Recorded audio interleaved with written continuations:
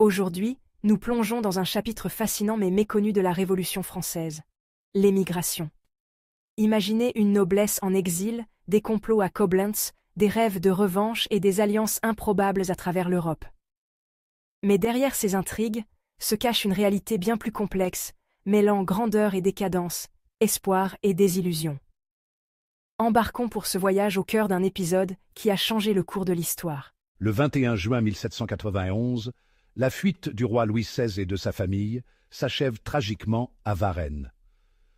Ce moment fatidique provoque une onde de choc en France, mais aussi au-delà de ses frontières.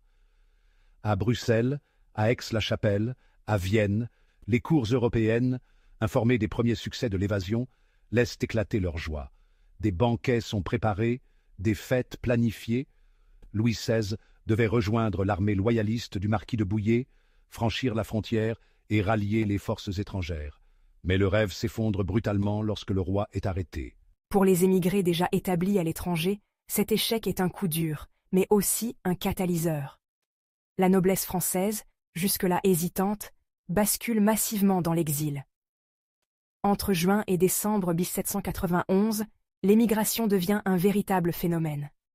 Des nobles, des membres du clergé et même de riches bourgeois fuient à leurs terres, abandonnant famille et patrimoine pour échapper à la montée des violences révolutionnaires. Coblentz, petite ville allemande sur les rives du Rhin, devient rapidement le cœur battant de l'émigration. C'est ici que les deux frères du roi, le comte de Provence, futur Louis XVIII, et le comte d'Artois, futur Charles X, installent leur cour. Mais cette cour n'est qu'un simulacre de pouvoir. L'armée des princes, censée représenter la monarchie restaurée, se compose surtout d'officiers sans troupes. Les nobles y mènent une vie mondaine, s'imaginant déjà rentrer triomphalement à Versailles.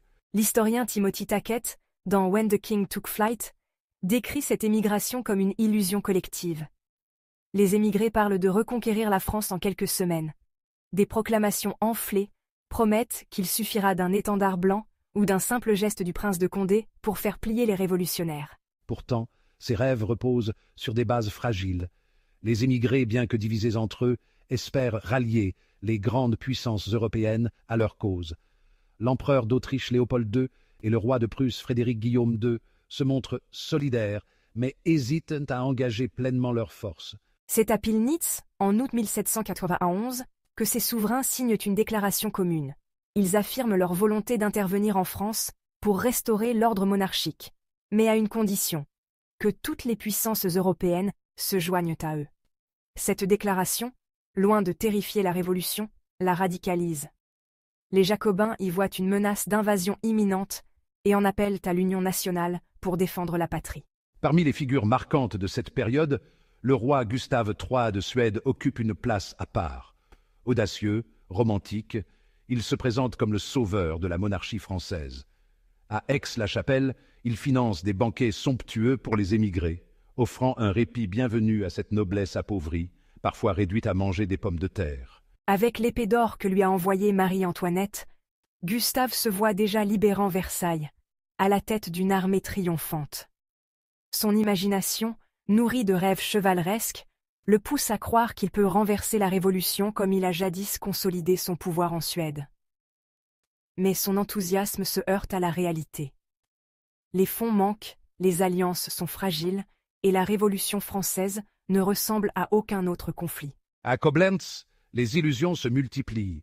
Les émigrés publient le journal de la contre-révolution, annonçant l'arrivée imminente de 2 millions de soldats étrangers pour écraser les révolutionnaires. Les rumeurs les plus folles circulent. On affirme que les troupes marchent uniquement de nuit pour surprendre leurs ennemis. Mais en réalité, comme l'écrit Madame Élisabeth dans une lettre à une amie, ils s'amusent à rêver, mais nos frontières sont bien gardées. 300 000 gardes nationaux bordent le pays, et nous saurons nous défendre. Cette émigration, perçue comme une trahison par les révolutionnaires, accentue le fossé entre la noblesse et le reste de la nation. La noblesse exilée est souvent décrite comme plus royaliste que le roi, incapable de comprendre les changements profonds qui traversent la France. Louis XVI, malgré son isolement, reste méfiant à l'égard de ses propres frères.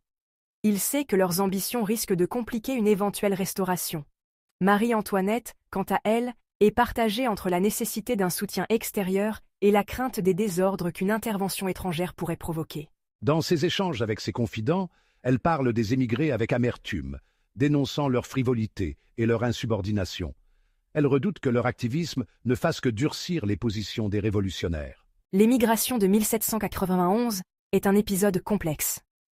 D'un côté, elle incarne l'attachement désespéré de la noblesse à l'ordre ancien.